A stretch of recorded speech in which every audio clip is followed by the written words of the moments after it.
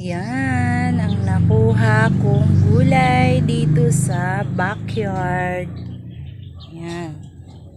Libre na yung gulay ko. Yan ngayon, diyan ko kinuha yung aking alugbate. Yan dyan. Saka yung takway dyan. Sa puno na yan. Ayun, may natira pang maikli na takway. Yan. Dito ang aking maliit na garden sa backyard. Yan. Yan.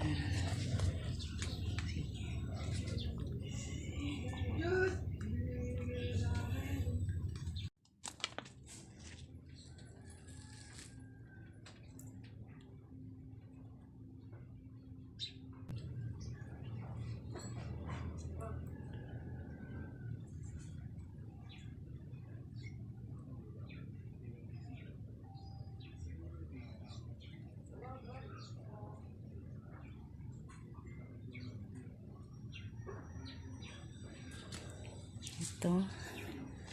May oregano dito. Kukuha din tayo.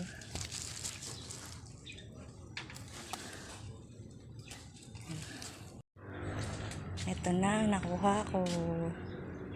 Yan.